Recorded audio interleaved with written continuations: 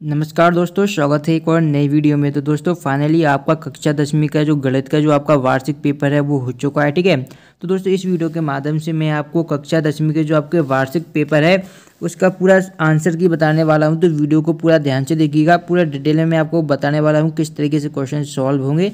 तो बस वीडियो को ध्यान से देखिएगा, ठीक है। और अगर आपने अभी तक चैनल को सब्सक्राइब नहीं किया, चैनल को जरूर सब्सक्राइब कर दें, क्योंकि चैनल को सब्सक्राइब करना बिल्कुल फ्री होता है, ठीक है। इसके अलावा जो सॉल्यूशन की आंसर की है दोस्तों वो आपको हमारे टेलीग्राम ग्रुप पर मिल जाएगी। मैं डिस्क्रिप्शन में हमारे टेलीग्राम ग्रुप की लिंक दे दूंगा, तो वहाँ से जाकर आप टेलीग्राम ग्रुप ज्वाइन कर लीजिएगा। तो वहाँ पर आपको इसकी सॉल्यूशन की पीडीएफ मिल जाएगी, ठीक है। लेकिन पीडीएफ ओपन करने के लिए आपको पासवर्ड की जरूरत होगी। तो पासवर्ड मैं आपको वीडियो में बीच में कहीं पर ही बता सकता हूँ, इसलिए वीडियो को पूरा देखिएगा, ठीक है। तो चलिए स्टार्ट करते हैं आज के सॉल्यूशन को। ये आपका पेपर था। देखिए पहला क्वेश्चन आपका यहाँ पर दिया गया था। देखिए सही विकल्प चुनकर लिखिए। पहला क्वेश्चन था आपका कि एचसीएफ हमें ज्ञात करना था 91 और 21 का, ठीक है। तो एचसीएफ ज्ञात करने के लिए आपको क्या है, इसका सबसे पहले गुणनखंड ज्ञात करने पड़ेंगे, ठीक है। तो 91 का हम गुणनखंड ज्ञात करेंगे तो आपका कितना आ जाएगा दोस्तों, 13 × 7, ये आपका 91 हो जाएगा, ठीक है। और हम बात करें दोस्तों 21 की, तो 21 का आपका हो जाएगा 3 × 7, ठीक है, ये आपका 21 हो जाएगा, ठीक है। अब यहाँ पर आप देखेंगे एचसीएफ का मतलब होता है दोस्तों हाईएस्ट कॉमन फैक्टर। तो यहाँ पर जो कॉमन चीज़ क्या दिख रही है दोस्तों, कॉमन आपको दिख रहा होगा यहाँ पर 7 कॉमन है, ठीक है। यानी कि इसका जो आपका जो एचसीएफ होना चाहिए दोस्तों वो आपका क्या होगा, 7 होगा, ठीक है। लेकिन ऑप्शन में अगर आप देखेंगे तो कहीं पर भी आपको 7 देखने को नहीं मिलेगा। तो इसका मतलब क्या होगा दोस्तों, ये जो क्वेश्चन है इसके जो आंसर है दोस्तों वो मिसप्रिंट हुए। इसका जो वैसे आंसर तो 7 होगा, लेकिन इसमें जितने भी स्टूडेंट है सभी को इसमें बोनस अंक मिल जाएगा। तो आप बिल्कुल ही परेशान ना हो, ठीक है। पहले क्वेश्चन में आपको बोनस अंक मिल जाएंगे। सेकंड क्वेश्चन दिया गया था कि समीकरण निकाल दिया गया था आपको x + 2y + 5 = 0 और -3x - 6y + 1 = 0 का हल होगा।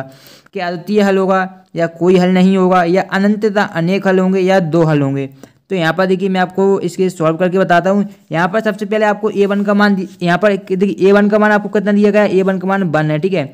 और यहाँ पर जो आपको इसी तरीके से आपको क्या करना, a1 आप निकालेंगे तो a1/a2 निकालना पड़ेगा, फिर आपको b1/b2 निकालना पड़ेगा। लेकिन क्या a1/a2 बराबर नहीं होगा b1/b2 के। इस तरीके से दूसरे क्वेश्चन हो जाएगा दोस्तों, उसका क्या हो जाएगा, आपका अद्वितीय हल हो जाएगा, ठीक है। मैं चाहूँ तो पूरा निकाल कर डिटेल में बता दूंगा। अगर देखिए हमारा ये अगर a1/a2 अगर बराबर हो जाता है b1/b2 के, तब हम c1/c2 निकालते। तो लेकिन हमारा क्या है, a1/a2 ही बराबर नहीं है b1/b2 के, तो ये हमारा क्या हो जाएगा, अद्वितीय हल हो जाएगा, ठीक है। मैंने आपसे बोला भी था कि अद्वितीय हल कोई हल नहीं है, अनंत हल की एक क्वेश्चन जरूर आएगा। साथ ही साथ मैंने आपसे ये भी बोला था कि एचसीएफ यानी हाईएस्ट कॉमन फैक्टर। कोई पढ़ाई में डाउट आते हैं तो डाउटन के साथ करिए सभी क्वेश्चनों को आउट। सबसे पहले आप अपने क्वेश्चन की फोटो कीजिए और उसे अच्छी तरीके से क्रॉप कीजिए और तुरंत उसका पाइए वीडियो सॉल्यूशन। अब पूछिए अपने अनलिमिटेड सवाल कहीं भी कभी भी डाउटन टैब के साथ, या फिर आपके 6 से 12 तक हो, आईआईटी जी नीट का सवाल हो, या फिर सीबीएसई यूपी बिहार राजस्थान या फिर अदर स्टेट का हो, या फिर आपका फिजिक्स केमिस्ट्री मैथ बायोलॉजी या साइंस का सवाल हो। सभी सवालों के आंसर आपको मिलेंगे डाउटन ऐप पर। साथ में क्लास 9 से 12 तक आईआईटी जी और नीट की ऑनलाइन क्लासेस भी आपको डाउटन पर मिलेगी।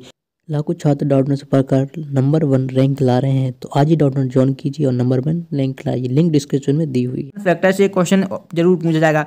शाम को ही मैंने वीडियो एक बनाई थी, अगर आपने वो वीडियो देखी होगी तो आपको पता होगा कि मैंने 100% बोला था कि आपका एचसीएफ और आपका मैंने ये भी पूछा था, बताया था कि आपका क्या है, एक जो आपका जो बहुपद होता है शून्यक वाला क्वेश्चन भी एक ऑब्जेक्टिव में जरूर आएगा, ठीक है।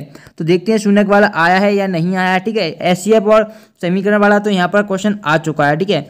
अब देखिए शून्यकों वाला भी देखिए, मैंने कल आपको बताया था कि मैंने आपको शून्य निकालना सिखाया था। क्वेश्चन में दिया था मैंने कि ax + b का शून्य कितना होगा, ठीक है। तो मैंने वहां पर आपको बताया था कि इसका शून्य निकालने के लिए आपको बराबर 0 करना है। तो ax बराबर आपका क्या हो जाएगा, -b हो जाएगा, ठीक है, -b हो जाएगा। और x का मान जो आएगा दोस्तों वो आपका क्या आएगा, -b/a आएगा। ये मैंने कल आपको शून्य निकालना सिखाया था, ठीक है। लेकिन यहाँ पर शून्य का आपसे किस तरीके से पूछा गया है, आपको द्विघात बहुपद जो मानक बहुपद होता है ax² + bx + c के शून्यकों का योग पूछा गया था। तो दोस्तों जो शून्यकों का आपका योग होता है वो मैं आपको बता देता हूँ। इसका आंसर सी हो जाएगा -b/a, ठीक है। यहाँ पर आपको क्या डायरेक्ट पूछ दिया गया है कि शून्यकों का योग क्या होता है, -b/a होता है। यहाँ पर आप शून्य निकालना नहीं था आपको, ठीक है। चौथा क्वेश्चन दिया गया है आपका द्विघात समीकरण x² - 4x + 4 = 0 के विभक्तर का मान ज्ञात कीजिए। तो यहाँ पर हमें क्या दोस्तों विभक्तर ज्ञात करना है, ठीक है।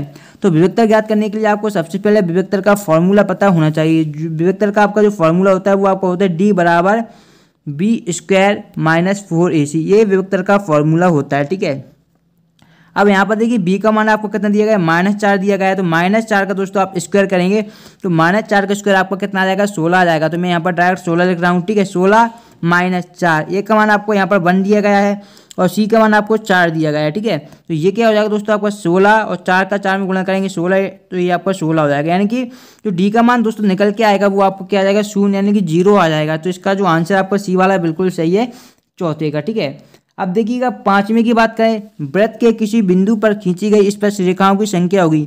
तो इस तरीके का आपका वृत्त होता है। ठीक है, तो वृत्त के किसी बिंदु पर खींची गई, अगर हम वृत्त के किसी भी बिंदु पर स्पर्श रेखा खींचे तो उसकी संख्या कितनी होगी, ये हमें बताना है। तो ये संख्या कितनी होती है दोस्तों, संख्या 2 होती है, ध्यान रखिएगा। ठीक है, अब देखिए बिंदु 0 और 5 एवं -5 और 0 के बीच की दूरी ज्ञात कीजिए। तो दोस्तों जो दो बिंदु के बीच की दूरी का जो आपका फॉर्मूला आता है x2 - x1, इस तरीके के फॉर्मूले लगाएंगे। फॉर्मूला लगाकर मैं डायरेक्ट मान रख रहा हूँ, ये आपका क्या आएगा, 25 + 25 आ जाएगा। ठीक है, तो यहाँ पर आपका कितना हो जाएगा, ये आपका रूट में 50 हो जाएगा। 50 को आप बाहर लिखेंगे तो ये आपको किस तरीके से लिखेंगे, 50 को आप लिख सकते हैं दोस्तों 25 × 2। ठीक है, तो 25 5 का वर्ग है तो 5 बाहर आ जाएगा, तो 5√2 आपका आंसर आ जाएगा। ठीक है, जो कि आपको ऑप्शन नंबर बी में दिया गया है, ये आपका बिल्कुल सही उत्तर है। तो इसे आप नोट कर लीजिएगा। ठीक है, तो यहाँ तक आपके क्या जो आपके सही जोड़ियाँ दी गई थी, सही विकल्प दिए गए थे वो कंप्लीट होते हैं। अब दी गई हैं आपके रिक्त स्थान। ठीक है, रिक्त स्थान भी देखिएगा। आंसर पहला है HCF दिए गए हैं आपको A, B। ठीक है, इंटू LCM, यानी कि HCF इंटू LCM हमें बताना है। ठीक है, तो ये पहला ही आपका है, तो ये आपका हो जाएगा A × B, यानी कि A × B भी आप इसे बोल सकते हो, उसमें भी कोई समस्या नहीं आएगी। ये आपका आंसर है। ठीक है, पहले का।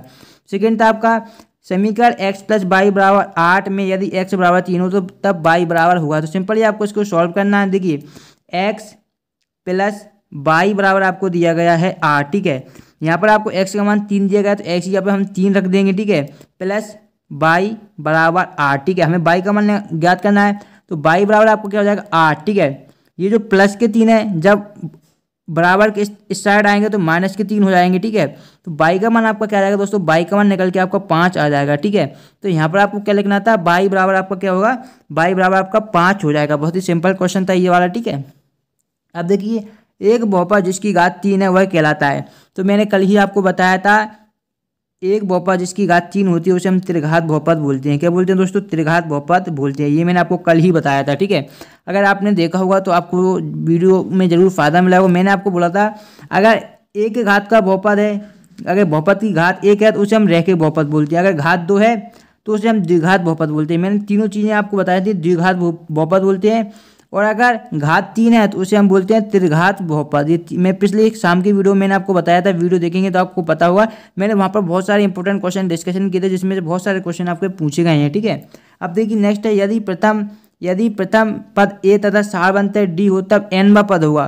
तो nवां पद जो आपका होगा वो होगा आपका A, चलिए मैं यहाँ पर क्लियर लिख देता हूँ, A+, ठीक है, n - 1 × D, ये आपका फॉर्मूला होगा nवें पद का, इसे लिख लीजिए। फिर आता है आपका प्रत्येक वर्ग होते हैं। ये शाम को ही मैंने आपको क्वेश्चन बताया था, प्रत्येक वर्ग कैसे होते हैं दोस्तों, समरूप होते हैं। ये शाम को ही क्वेश्चन मैंने डिस्कशन किया था, तो प्रत्येक वर्ग कैसे होते हैं, आपके समरूप होते हैं। तो ये आपका आंसर हो जाएगा। ठीक है, फिर आता है एक रेखा जो वृत्त के 2 बिंदुओं पर प्रतिच्छेद करती है वह खालिस्तान रेखा कहलाती है। तो वह कहलाती है दोस्तों छेदक रेखा कहलाती है। कौन सी कहलाती है दोस्तों, छेदक रेखा कहलाती है। फिर आता है त्रिज्या r वाले वृत्त के क्षेत्रफल का सूत्र है। तो त्रिज्या r वाले जो वृत्त के क्षेत्रफल का सूत्र होता है वो होता है πr², ये इसका फॉर्मूला होता है। तो इसे आप नोट कर लीजिएगा। ठीक है, अब देखिएगा ये हमारे इंग्लिश मीडियम वाले स्टूडेंटों को ही बता दूं, यहाँ पर आपका आएगा A × B। ठीक है, और आपका जो सेकेंड दिया गया था, in the equation x + y = 8 if x = 3 then y = आपका हो जाएगा 5। ठीक है, ये आपका हो जाएगा आंसर। फिर ये polynomial of degree 3 is called, ये आपका क्या हो जाएगा, त्रिघाती बहुपद। ठीक है, जो भी आप इंग्लिश में बोलते हो यहाँ पर कर लेना है आपको। फिर यहाँ पर जोड़ियाँ दी गई हैं, तो देखिए जोड़ियाँ ये आपकी दी गई हैं, sec 90 - थीटा। देखिए sec 90 - थीटा जो आपका होता है दोस्तों वो आपका होता है cosec थीटा। ठीक है, और अगर हम बोले cosec 90 - थीटा, आपसे ये भी पूछा जा सकता था, cosec 90 - थीटा आपका sec थीटा होता है और sec 90 - थीटा आपका cosec थीटा होता है। ठीक है, फिर था cos थीटा तो जो कॉस होता है दोस्तों, मैंने कल ही आपको बताया था, जो कॉस क्या होता है सेक का उल्टा होता है। ये मैंने क्वेश्चन कल ही करवाया था, अगर आपने देखा होगा वीडियो तो आपको मैंने पूरे डिटेल में समझाया था। तो कॉस का उल्टा क्या होता है, सेक होता है, और सेक का उल्टा कॉस होता है, ये मैंने आपको कल ही बताया था, ठीक है। प्लस साइन 0 डिग्री का मान पूछा गया था, तो मान आप डायरेक्ट इसका दे देंगे, तीसरे का आंसर आपका बी हो जाएगा 0, ठीक है। कॉस 0 डिग्री का मान भी आपको पता होगा ही, तो आई बी का आंसर आपका 1 हो जाएगा, ठीक है। 1 + tan स्क्वायर थीटा, देखिए आपको पता है 1 + tan स्क्वायर थीटा क्या होता है, 1 + tan स्क्वायर थीटा बराबर आपका होता है सेक स्क्वायर थीटा। क्या होता है दोस्तों, सेक स्क्वायर थीटा। यहाँ पर अंडर रूट लगा है, तो क्या है, इस पर अंडर रूट इसका हटाएंगे तो यहाँ आपका क्या हो जाएगा, सेक थीटा हो जाएगा, सेक थीटा। तो ये आपको यहाँ से मिला देना है एफ से, ठीक है। फिर दिया गया था 1 - cos स्क्वायर थीटा, तो 1 - cos स्क्वायर थीटा आपका साइन थीटा होता है, ठीक है। तो ये अंडर रूट आपको साइन में कर देना है, ठीक है। इस तरीके से आपको ये हो जाएगा जोड़ियाँ कंप्लीट होने के बाद आपको यहाँ पर दिए गए थे एक शब्द वाक्य में उत्तर लिखिए। तो यदि ए बराबर दिए गए बी क्यू हो तो ए बी से में क्या संबंध है, तो क्या संबंध है, जो बी है दोस्तों वो क्या है, ए का गुणनखंड है, बी कॉमा ए का, फिर क्या लिखना है आपको, गुणनखंड है, गुणनखंड है, ये आपका आंसर हो जाएगा। सेकेंड है आपका, यदि ए बी और सी वास्तविक संख्या हैं और ए बराबर नहीं है 0 के, तब द्विघात समीकरण का रूप होगा। तो द्विघात समीकरण का जो आपका रूप होगा वो आपका रहेगा ax² + bx + c बराबर 0 रहेगा आपका, ठीक है। ये आपका रूप रहेगा। प्रातः समकोण त्रिभुज की प्रमेय का नाम लिखिए। तो समकोण त्रिभुज की जो प्रमेय होती है वो होती है आपकी पाइथागोरस प्रमेय, ठीक है। यहाँ पर क्या हो जाएगा आपका, पाइथागोरस प्रमेय, ये आपका बिल्कुल सही उत्तर है, पाइथागोरस प्रमेय, ठीक है। फिर दिया गया था मूल बिंदु से बिंदु x y की दूरी का फॉर्मूला लिखना है, तो ये होता है आपका √x² + y²। फिर आता है सर्वाधिक बारंबारता वाला वर्ग क्या कहलाता है, तो वही जो सर्वाधिक बारंबारता वाला जो वर्ग होता है वो बहुलक वर्ग कहलाता है। क्या कहलाता है दोस्तों, बहुलक वर्ग, आपका बिल्कुल सही उत्तर है। फिर आता है एक असंभव घटना की प्रायिकता क्या होगी, तो असंभव घटना की प्रायिकता मैंने कल ही बताया था आपको 0 होगी, ठीक है। फिर आता है PE + A PE' का मान होगा, तो इसका मान आपका 0 होगा, ठीक है। इस तरीके से आपको करने थे। फिर आपके दिए गए थे जो कि आपको ट्रू और फॉल्स होते हैं, सत्य सत्य होते हैं। पहला है x - 1 बराबर 0 में x का मान 0 और 1 है, तो यहाँ पर हम 0 के निकालते हैं, x - 1 बराबर आपका क्या दिया गया 0, तो ये आपका क्या हो जाएगा, एक तो x बराबर 0 हो जाएगा, ठीक है, ये x बराबर 0, और एक आपका होगा x - 1 बराबर 0, तो x बराबर आपको क्या जाएगा 1 आ जाएगा, यानी कि x के मान है वो 0 और 1 है, तो ये क्या हो जाएगा, यहाँ पर दिया गया 0 और 1, तो ये आपका सत्य हो जाएगा पहला, ठीक है। पहला क्या हो जाएगा, सत्य हो जाएगा। सेकंड है समांतर श्रेणी 10 7 4 का 10वां पद -17, तो इसको सॉल्व करेंगे तो ये भी आपका सत्य हो जाएगा, ठीक है, 17 ही निकलेगा, -17। तीसरा है समरूप त्रिभुजों का क्षेत्रफल सदैव बराबर होता है, तो तीसरा आपका असत्य हो जाएगा, ठीक है। तो ये देख लीजिएगा, ठीक है। फिर दिया गया था आपको चौथा, शंकु का आयतन होता है, तो शंकु का आयतन यहाँ पर दिया गया कि πr² है, तो दोस्तों ये क्या हो जाएगा दोस्तों, आपका असत्य हो जाएगा, ठीक है। क्या हो जाएगा दोस्तों, आपका असत्य हो जाएगा। इसका जो शंकु का आयतन होता है वो आपका होता है 1/3 πr² होता है इसका आयतन, ठीक है। फिर अर्धगोले का आयतन 4/3 πr³ होता है, तो दोस्तों ये भी आपका असत्य हो जाएगा, क्योंकि अर्धगोले का आयतन होता है वो 2/3 πr³ होता है, ना कि 4/3, ठीक है। ये तो पूर्ण गोले का होता है, ना कि अर्धगोले का, ठीक है, ये ध्यान रखना था आपको। फिर आता है 3 मध्य का बराबर बहुलक +2 माध्य होता है, तो दोस्तों ये भी आपका सत्य हो जाएगा। इस तरीके से मैंने पूरे 32 ऑब्जेक्टिव क्वेश्चन के सोल्यूशन बता दिए हैं। बाकी ये आपके क्वेश्चन दिए गए थे, देखिए हर साल 2Q+1 इस तरीके के क्वेश्चन पूछे जाते हैं। यहाँ पर मैंने कल बोला था कि आपसे शून्यक वाले क्वेश्चन पूछा जाएगा, तो ये देखिए शून्यक वाला क्वेश्चन आया है, ठीक है। शून्यक वाले क्वेश्चन जरूर आते हैं, और ये आपके APCD के क्वेश्चन पूछे गए थे। इस तरीके से आपका पूरा पेपर आया है। अगर आप इसके सॉल्यूशन की PDF डाउनलोड करना चाहते हैं, डिस्क्रिप्शन बॉक्स में आपको टेलीग्राम ग्रुप की लिंक मिलेगी, वहाँ से टेलीग्राम ग्रुप ज्वाइन कर लीजिएगा। हम मिलते हैं नेक्स्ट वीडियो में। धन्यवाद दोस्तों वीडियो को पूरा देखने के लिए।